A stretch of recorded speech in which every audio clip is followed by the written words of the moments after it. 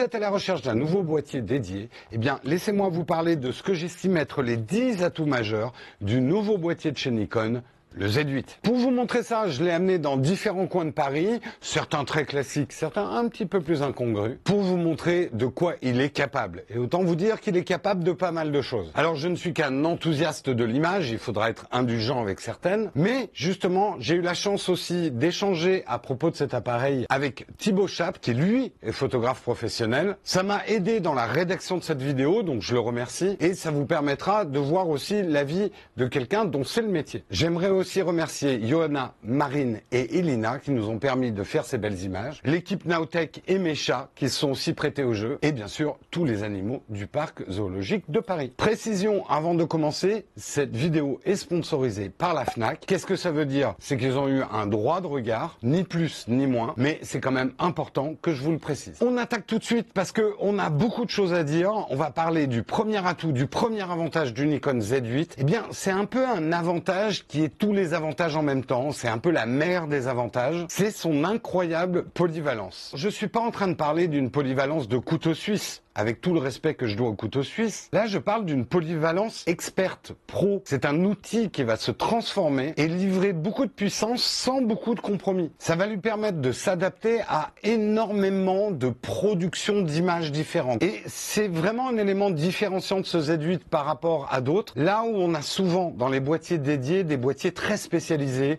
qui vont avoir des ADN plus vidéo, des ADN plus photo, des ADN plus reportage, ou encore d'autres qui sont vraiment faits pour le travail en studio. En fait, le Nikon Z8 illustre parfaitement un credo que j'aime beaucoup. C'est votre objectif qui fait l'image. Le boîtier n'est là que pour la traiter. Si vous lui mettez une longue focale, comme par exemple un 400 mm pour aller faire de l'animalier, vous allez trouver tous les réglages pour faire de l'animalier. Si vous lui mettez un 24-70 pour avoir un zoom plus polyvalent, vous trouverez tous les réglages, par exemple, pour faire du reportage ou du mariage. Bref, c'est pas le boîtier qui va vous dicter le type d'image que vous voulez faire. C'est vous qui restez le maître. Et moi, justement, de pouvoir jouer avec plein d'objectifs différents, vous savez que j'adore ça. Et en plus, ça m'a rappelé à quel point j'aimais les optiques Nikon. C'est ce que j'avais dit dans le test du Z6 il y a longtemps. Et là où j'ai vraiment été Charlie dans la chocolaterie, c'est grâce à notre partenaire, la Fnac. Regardez-moi en train de regarder d'un œil gourmand tous les objectifs avec lesquels j'ai pu jouer. Eh bien, c'est une expérience que vous pouvez également avoir vous. Que vous alliez dans une Fnac physiquement ou que vous soyez en ligne, à la Fnac, ils ont le choix au niveau des optiques, quel que soit votre boîtier. Ils ne sont pas numéro 1 dans la photo par hasard. Et surtout, vous allez y retrouver des conseils. Ils ont vraiment des espaces qui sont dédiés à la photo. Et des conseils, on peut vraiment en avoir. Moi, par exemple, ce 400 mm, c'est un peu une erreur de casting parce que pour faire du zoo, c'est une focale un petit peu trop longue. Au zoo, les animaux sont quand même beaucoup plus proches qu'on ne le pense. Heureusement qu'il y a une vitre d'ailleurs. Et en demandant comme ça conseil, effectivement, j'ai trouvé une optique qui m'aurait mieux convenu. Un zoom qui me permettait de changer mes longueurs focales. D'être à la Fnac m'a permis également d'avoir en main le Z9 et le Z8 pour comparer et pour être persuadé que le Z9 c'est pas du tout fait pour moi. Mais ça, on en reparle un petit peu plus tard dans la vidéo. Mais nous, en tout cas, on tenait à remercier à la Fnac pour leur confiance, pour leur accueil et un grand merci de sponsoriser cette série de vidéos, parce que ça sera pas la seule, qui sont consacrées à des boîtiers dédiés. Si, après ma démonstration des atouts du Z8, vous êtes convaincu, n'hésitez pas à utiliser le lien vers la Fnac que nous avons mis dans le descriptif de cette vidéo. Le deuxième atout du Z8, c'est bien évidemment son design. On entend beaucoup sur YouTube, mes collègues qui l'ont testé, dire que le Z8, c'est un petit Z9 et que c'est une excellente chose. Le Z9 a été un pavé dans la mare des boîtiers dédiés, mais c'est du gros pavé. Le Z9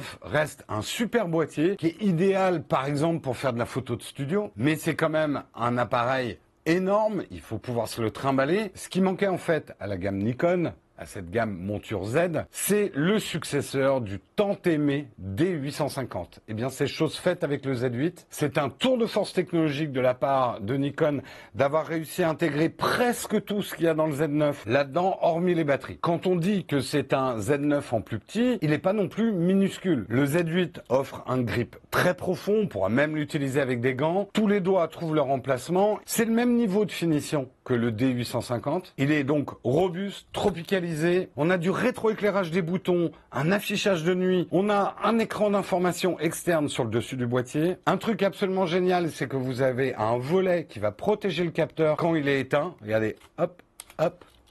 Plus de stress quand vous changez d'objectif. La disposition des boutons, on perd très peu de choses par rapport au Z9, peut-être un petit bouton devant. Il est beaucoup plus léger que le Z9, il fait 910 grammes, mais ça veut pas dire non plus que c'est un poids plume, donc il sera pas complètement déséquilibré quand on ajoute des grosses focales animalières devant. Mais ce choix d'un design plus compact ne le spécialise pas non plus. On reste dans cette idée de polyvalence, parce que si je veux l'utiliser en studio, je peux très bien acheter le sabot avec la double batterie que j'ajoute. Mais si je mets par exemple une optique légère, un 24 mm que j'ai découvert à la Fnac d'ailleurs, j'en fais un boîtier très agile que je peux amener, même faire de la street photo. Alors certains ont eu peur que cette réduction de taille engendre des problèmes de surchauffe, c'est une peur légitime, c'est l'ennemi de nos boîtiers dédiés actuels. Mais en fait, moi, tout ce que je peux vous dire, c'est que depuis que je l'ai en main, j'ai pas eu de problème. Alors, j'ai pas tenté d'enregistrer 1h30 de vidéo 8K 60, oui, vous m'avez bien entendu, mais on parlera de la vidéo un petit peu plus tard, je vous vois impatient. Connectique, là aussi, très peu de compromis de la part de Nikon. Alors, ils ont enlevé des choses, notamment la prise Ethernet, qui pouvait servir en studio, mais du coup, on se retrouve avec 2 ports USB-C, ce qui va lui donner encore plus de polyvalence. On pourra le laisser en charge, mais on pourra y ajouter des dongles, comme par exemple un port Ethernet. Moi, ce que j'adore, c'est qu'il y a une vraie prise HDMI, et derrière la trappe de stockage,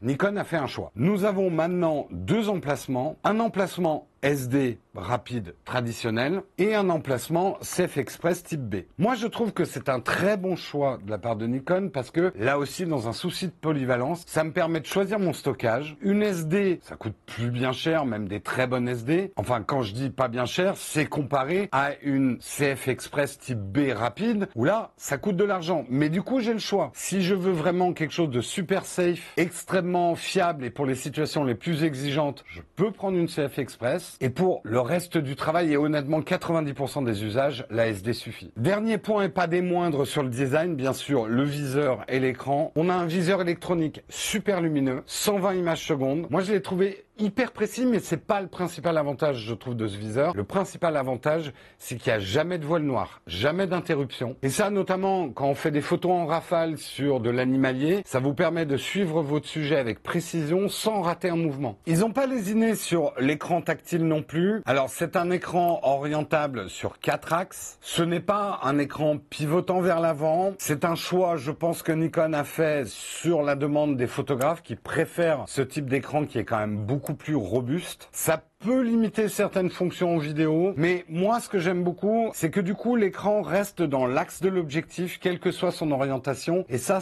aide pas mal pour le cadrage. Troisième atout du Z8, le capteur empilé. On a un capteur rétroéclairé empilé, double ISO natif, 24-36 CMOS de 45,7 mégapixels. Et ce capteur, c'est vraiment un des gros atouts du Z8, comme du Z9, puisque c'est le même capteur. Alors c'est quoi un capteur empilé? En fait, un capteur empilé, c'est juste un capteur plus rapide et plus lumineux. Les circuits du capteur se placent à l'arrière du capteur, ce qui va permettre de laisser rentrer plus de lumière et donc d'avoir moins de bruit. Mais surtout, ça lui permet, s'il a un bon coprocesseur, un traitement beaucoup plus rapide de l'image. Et cette vitesse de traitement va pouvoir compenser certains défauts que peuvent avoir des obturateurs électroniques. Mais par exemple, on a très peu de rolling shutter. Je vous expliquerai ça un petit peu plus tard dans la vidéo. Cette vitesse de traitement va nous permettre d'avoir des performances en rafale, en cadence d'image absolument incroyables. Et ça, c'est le prochain atout du Z8. Déjà, commençons par le commencement. On peut monter jusqu'à 20 images secondes en RAW, ce qui va vous permettre de garder toute la latitude en post-traitement du RAW, tout en capturant l'action à 20 images secondes. Moi, par exemple, quand j'ai fait des photos avec Johanna, donc l'action allait vite, Johanna, c'est du freestyle, mais on était à un moment de la journée où la lumière était assez crue. Je savais que j'allais avoir du post-traitement à faire pour avoir des bonnes images, donc de pouvoir rester en RAW à 20 images secondes, quel bonheur. Mais je me suis surpris également à l'utiliser à 5 images secondes en prenant, par exemple, quelques photos rapides avec Marine. Moi, j'ai pas l'habitude de travailler avec un mannequin, donc mes directives sont un peu vagues et d'avoir quand même le choix de 5 images par seconde m'a permis de choper le regard que je cherchais malgré ma direction artistique approximative. Désolé Marine. Bon, bien sûr, quand on voit les photos qu'a fait Thibaut, hein, on mesure l'écart quand même. Mais ça s'arrête pas là. On va pouvoir monter plus haut en cadence d'image. 30, 60, 120 images secondes. Alors, il y a des petits compromis. Le premier, c'est que tout ça, ça se passe en JPEG. Le RAW va pas suivre. L'autre compromis, c'est qu'à 30 images secondes, il n'y a pas de compromis. 60 images secondes, on va avoir un crop sur le capteur. Et à 120 images secondes, on tombe à 11 mégapixels. Mais on le sait, quand on fait de la photo animalière, quand on fait de la photo d'enfant, quand on fait de la photo de mariage, parfois, nos sujets sont complètement imprévisibles. On a besoin du coup de rafales performantes. En sport, il faut qu'on monte jusqu'à 120 images secondes pour obtenir le bon moment. Mais là vient s'ajouter une fonction que j'adore sur le Z8, c'est le pré-déclenchement. On peut régler jusqu'à 1 seconde et en fait, qu'est-ce que ça va faire comme par magie? Le moment où je déclenche, il aura déjà saisi la seconde d'avant. Regardez par exemple cette photo d'oiseau, c'est le printemps, ils font je l'aurais complètement raté parce que ça s'est passé avant que je déclenche. Moi personnellement, j'avais jamais eu de boîtier qui avait du pré-déclenchement avant et ça a été une révélation pour moi. Je veux ça. Alors attention quand même, avec ces rafales hyper puissantes, ce pré-déclenchement, on a vite fait de remplir sa carte, mais si vous avez une carte puissante, là ça va être bien, c'est que le buffer, on peut monter jusqu'à 1000 images avant qu'il se mette à ralentir. Pour les gens qui font de l'action, du sport, de l'avion, de la voiture, c'est le top du top. Et si on ajoute à tout ça, en plus, les fonctions de bracketing, que j'ai trouvé vraiment super paramétrables, ça vous donne plein d'outils pour ne plus jamais rater un moment impromptu, ce regard dérobé ou cette expression un petit peu complexe que vous ne saviez pas que vous recherchiez, mais qui va beaucoup vous plaire. Oh, c'est beau ce que je dis. Les 2 prochains avantages vont vous surprendre et je ne dis pas ça parce que j'essaye de faire un titre YouTube. Je vais déjà parler du mode maquillage. J'étais comme vous. Quand j'ai vu qu'il y avait un mode maquillage sur un boîtier à ce prix-là, j'ai fait what? Pour moi, le mode maquillage, c'est un truc qui est sur les smartphones. Ça fait du maquillage à la truelle. Les peaux, on dirait de la raclette. Donc je me suis dit, qu'est-ce que ça vient foutre chez Nikon? Est-ce que ça va être comme ces espèces de modes créatifs qu'on trouve parfois sur les boîtiers qui servent à rien? En fait, il est vachement bien ce mode maquillage. C'est juste, il devrait lui donner un autre nom justement pour pas qu'il y ait de confusion. Ça ne lisse pas la peau d'une manière artificielle, ça va nettoyer un petit peu les imperfections de la peau tout en restant très naturel. Et en plus, comme il utilise les méthodes de détection par deep learning du visage, ça va pas s'appliquer à l'ensemble de votre photo. Si le mur derrière il a des points noirs, ça va pas les effacer. J'ai trouvé aussi que ça marchait très très bien en mode noir et blanc, mais surtout, ça marche pas qu'en photo. Vous pouvez l'utiliser en vidéo. Fini mes problèmes de peau. Ah, sauf que Karina n'a pas activé le mode maquillage. Mais en fait, plus sérieusement, pour en avoir discuté avec Thibaut, il me disait c'est intéressant. Bien sûr qu'un photographe professionnel va lui-même faire son propre traitement, sa propre post-production d'image. Mais là, ça peut permettre de rendre très rapidement à un client, pendant une séance de shooting, un rendu déjà flatteur de ce que vont être des photos de mode ou ce genre de choses. Et autre avantage, tout en restant un petit peu dans ce domaine du smartphone, c'est le format HEIF. Quand je dis dans le monde du smartphone, c'est que traditionnellement, c'est un format qu'on trouve plutôt sur les smartphones. Le format HEIF, certains disent AIF. Moi, je dis HEIF. C'est un format relativement récent d'image qui est un peu à mi-chemin entre un JPEG qui est un peu vieillissant et un RAW qui est un peu lourd. En gros, le HEIF est moins destructif que le JPEG. Surtout, il est en 10 bits, meilleure plage dynamique et il permet une latitude de correction beaucoup plus grande. Je pense notamment toujours à des situations de reportage ou d'événements. Ça va permettre de stocker beaucoup plus d'images sur une carte tout en gardant une latitude de correction. En tout cas, l'adoption de ces formats qu'on va dire un petit peu hérités des smartphones, qui sont très bons sur des smartphones. J'ai pas parlé non plus du time-lapse, mais il y a un time-lapse intégré qui est très très bon. Ça montre que Nikon, à mon avis, a compris quelque chose d'essentiel pour la photo du futur. D'avoir un grand capteur et des grands objectifs, ce n'est pas l'unique argument pour survivre. Il faut aussi adopter ces possibilités, ces progrès qu'ont amené la photo smartphone à nos gros boîtiers pour qu'ils gardent toute leur pertinence et leur raison d'être. Et justement, puisqu'on parle d'innovation, parlons un petit peu du choix de Nikon de passer à un obturateur 100% électronique. Alors, je sais qu'il y a encore des débats dans le monde du boîtier dédié. Obturateur électronique versus obturateur mécanique. Beaucoup, on préfère avoir le choix entre les deux. Mais le moins qu'on puisse dire, c'est que Nikon s'en est bien sorti. Il a choisi un obturateur 100% électronique en limitant les défauts éventuels. Je pense que très peu d'entre vous vont regretter cet obturateur 100% électronique. Les avantages quand même d'un obturateur électronique, c'est le silence. Comme il n'y a plus de pièces mobiles et mécaniques, pas de vibration au déclenchement. On peut monter et descendre dans des vitesses d'obturateur qui sont vraiment incroyables. 32 millièmes pour les prises de vue les plus rapides et pas besoin d'un mode bulbe pour les expositions longues. Là où Nikon arrive à contrebalancer des effets d'un obturateur 100% électronique, c'est grâce au capteur empilé dont on a parlé précédemment. En fait, avec cette vitesse de lecture qui a été vraiment optimisée, on n'a quasiment pas de ce qu'on appelle le rolling shutter. Explication très rapide pour ceux qui ne savent pas ce que c'est que le rolling shutter. C'est un phénomène optique et comme le capteur est lu par ligne très rapidement, sur une action très rapide, l'objet va avoir tendance à être déformé parce qu'il va plus vite que la lecture du capteur. C'est un phénomène qu'on connaît bien en photo, c'est un phénomène qu'on connaît bien en vidéo. Et bien là, avec ce capteur empilé très très rapide, le phénomène est très largement diminué. On n'est pas dans les performances d'un global shutter, mais on n'est pas au même prix non plus. Il y a également des problèmes qu'on peut avoir avec un obturateur 100% électronique, c'est avec certains éclairages LED ou un peu exotiques, on risque d'avoir des problèmes de scintillement. Nikon contrebalance ça déjà avec un anti-scintillement qui est performant, mais on pourra également régler très très finement sa vitesse pour éviter d'avoir ce type de problème. Pour l'autofocus, je vais dire ce que tous mes collègues disent, on a le meilleur autofocus qu'on ait jamais eu sur un Nikon. Ce qui veut à peu près tout et rien dire. En fait, on a le même autofocus que le Z9, mais que le Z9 aujourd'hui. Il y a déjà eu une énorme évolution de l'autofocus du Z9 depuis sa sortie à nos jours. Et sur le Z8, on bénéficie, au sortir de la boîte, de ce que Nikon fait de mieux. Et ils n'arrêtent pas de le faire évoluer, leur autofocus. On a 493 points de focus, mais surtout la détection de sujets a été grandement élargie. On a les humains, les animaux, mais on a aussi les avions et les voitures. Là aussi, on est toujours dans cette idée de polyvalence et de paramétrage. Tout le monde n'a pas besoin du même autofocus à n'importe quel moment. Donc il faut savoir quand même un peu le paramétrer. Moi, par exemple, j'étais un petit peu vert sur le Z8 quand je suis allé faire ma série animalière. J'avais beaucoup de mal à faire un autofocus sur un focus, mais c'est un vrai animal. Et là, je me suis dit, mais en fait, j'ai été con, il n'y a qu'à régler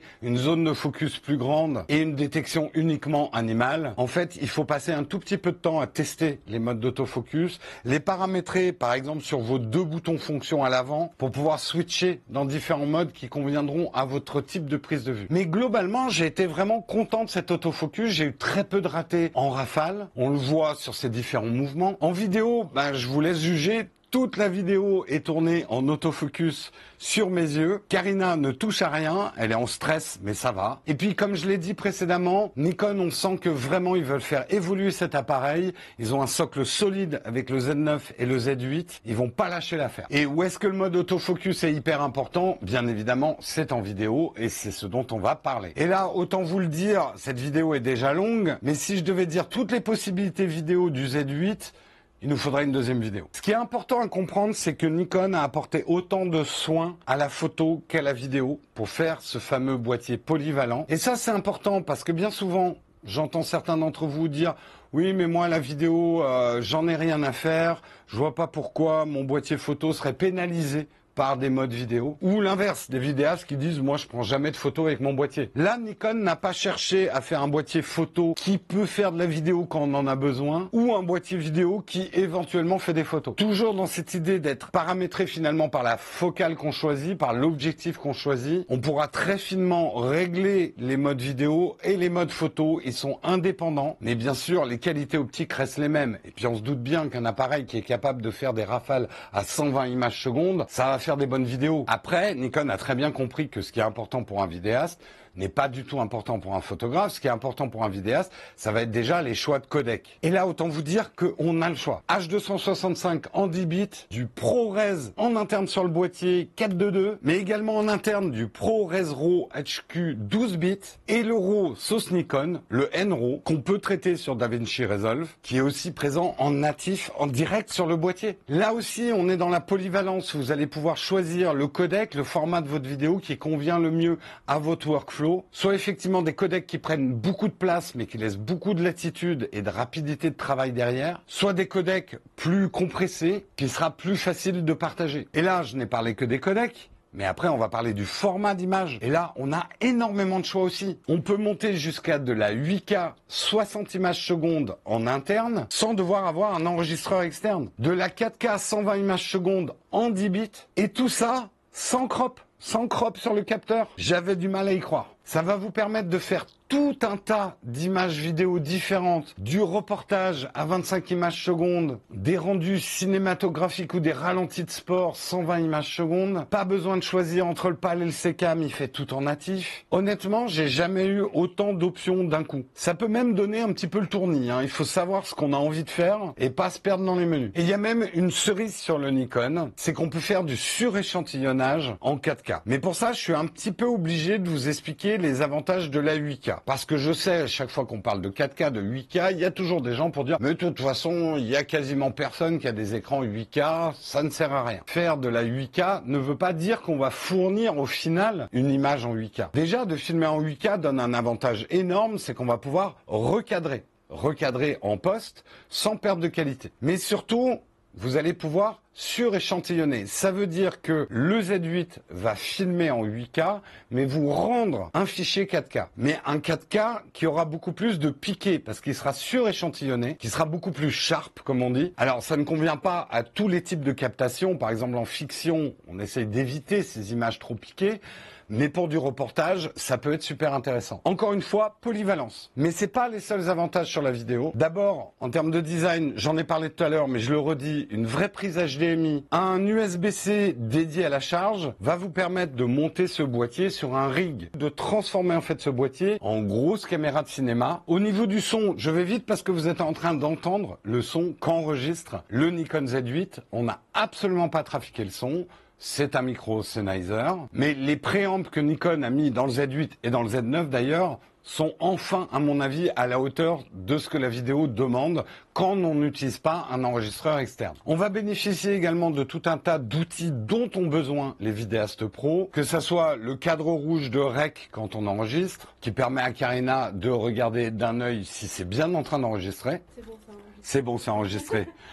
Mais on aura des choses aussi comme les waveforms, les zebras, le focus picking. Pas m'étendre dessus parce que c'est vraiment des outils de vidéastes, mais au moins ils sont là. Les vidéastes vont également être ravis d'avoir un double ISO natif avec 2 circuits indépendants. Ça permet vraiment de limiter le bruit quand on travaille en basse luminosité. Et qui dit vidéo parle de durée d'enregistrement. En théorie, sur le Z8, les durées d'enregistrement sont infinies, illimitées. Mais comme l'appareil est effectivement un petit peu compact, qu'on a de la carte CF Express qui peut avoir tendance à chauffer pas mal, il y aura forcément, pour des questions de dissipation de chaleur, des moments où la caméra va dire stop, c'est trop. J'ai pas fait de test vraiment poussé. Nikon annonce 1h30 de captation en 8K 60. C'est quand même déjà pas mal. Puis je vous dis pas la taille de la carte pour de la 8K 60 pendant 1h30. C'est un petit peu moins que le Z9 qui lui affichait 2 heures. Mais nous, la vidéo, là, telle qu'on la tourne, on est en H265. On a mis 30 images secondes pour voir comment il se comportait. On a suréchantillonné, donc c'est de la 4K, mais c'est filmé en 8K. Et pour l'instant, on n'a pas eu de problème de chauffe. En fait, toute cette évolution de Nikon sur la vidéo, ils ont commencé avec le Z6 à intégrer un certain nombre de choses dont avaient vraiment besoin les vidéastes. Mais là, on sent qu'avec le Z9 et le Z8, ça devient vraiment sérieux. J'aurais tendance à dire que Nikon est presque mûr maintenant pour pouvoir fournir une caméra de cinéma, comme les autres. Je sais pas du tout si Nikon en a l'intention, mais il commence à y avoir un vrai savoir-faire en vidéo et c'est très encourageant pour l'avenir, pour nous les vidéastes. 2 petites choses quand même, Nikon sur la vidéo. D'abord, les petites attaches comme ça, qui font du bruit, qui font des cliquetis. Non, ça en vidéo c'est pas possible, on est obligé de couper. Ça perturbe le son. Et bien évidemment, un modèle qui aurait un écran qu'on puisse voir vers l'avant, ça serait vraiment un plus. Peut-être un Z8V, Jérôme Edition. Et on arrive à ce qui pour moi est le dernier argument en faveur de ce Z8, c'est le prix. Alors là, je sais que certains d'entre vous vont tomber de leur chaise, un boîtier à plus de 4500 €. Guettez quand même s'il n'y a pas des promos à la Fnac. Bah, vous trouvez ça délirant, hyper cher, mais c'est que vous n'êtes pas du tout concerné par ce type de boîtier et que vous ne savez pas les prix qui sont pratiqués dans le monde prosumer. Des boîtiers dédiés avec autant de fonctions, ça peut être beaucoup plus cher. Et quand on regarde dans le détail toute la techno et toute la polyvalence qu'il offre, c'est vraiment un très bon prix que nous offre Nikon. Même au sein de sa propre famille, certains se disent ouais mais du coup le Z9 qui est quand même beaucoup plus cher, est-ce qu'il a encore sa pertinence? Je pense que oui, et là encore, on a discuté avec Thibaut. Lui, le Z9 pour son travail en studio, ça reste le top du top et il n'a pas de regret d'avoir pris le Z9. Mais il est très content d'avoir un Z8 à côté pour d'autres situations d'image, d'autres situations photo. En fait, Nikon bouleverse un petit peu le marché du boîtier dédié. Avec cette offre, ça va obliger les autres et la concurrence à se repositionner. Pour nous, c'est une très bonne nouvelle parce que ça veut dire que les prix vont probablement baisser. En fait, avec ce Z8, Nikon a une offre que je trouve quasi parfaite pour professionnels, pour amateurs éclairés, pour ceux qu'on appelle les prosumers. Et je pense notamment à ceux qui ont un D850 et qui attendaient impatiemment un successeur. Ce boîtier a été tellement aimé, je crois que vous l'avez. C'est le moment de passer à la monture Z. Vous pourrez adapter vos montures F, il y a des adaptateurs. Mais je pense aussi que ce boîtier peut intéresser certaines personnes qui sont dans d'autres crèmeries. Alors, est-ce que c'est un appareil parfait? Non, comme moi, il n'est pas parfait, même si on s'en approche. En fait, il est imparfait de par sa polyvalence. Il n'est pas parfait parce qu'il n'est pas spécialisé. Il va lui manquer des choses comme une énorme autonomie, 2 emplacements CF Express pour vraiment faire de la sauvegarde en temps réel, une gestion par exemple d'objectifs anamorphiques qu'on utilise beaucoup en vidéo, son écran pivotable, c'est des choses qui rendraient le boîtier en fait spécialisé. Donc il ne va pas être fait pour des gens qui cherchent un boîtier pour faire une tâche très très précise. C'est également un boîtier qui demande quand même un temps d'apprentissage. C'est certainement pas un boîtier que je conseillerais à un débutant qui vient du smartphone et qui veut passer au boîtier dédié pour évoluer en photo. Ça mérite de passer un petit peu de temps avec avant de passer en production. Moi, j'ai fait quelques erreurs au début en l'utilisant. Je vous les montre pas parce que j'ai ma fierté. Et bien évidemment, sur une vidéo qui est déjà très longue, je n'ai pas pu tout dire. Je vous invite à aller regarder les vidéos de mes collègues et amis youtubeurs spécialisés photo. Je vous mettrai une petite liste dans le descriptif de cette vidéo. Mais encore une fois, bravo Nikon. C'est exactement ce qu'il faut faire, je pense, aujourd'hui avec un boîtier pro et prosumer. Et c'est le meilleur moyen pour les boîtiers dédiés d'exister un petit peu au-delà des professionnels dans un monde où la photo amateur est trustée par les smartphones. Je vous invite d'ailleurs à regarder cette vidéo où on avait parlé un petit peu du mensonge des fabricants de smartphones quand il s'agit de photos. Et nous, on se retrouve très très bientôt dans une prochaine vidéo, un prochain test de boîtier. Merci la Fnac.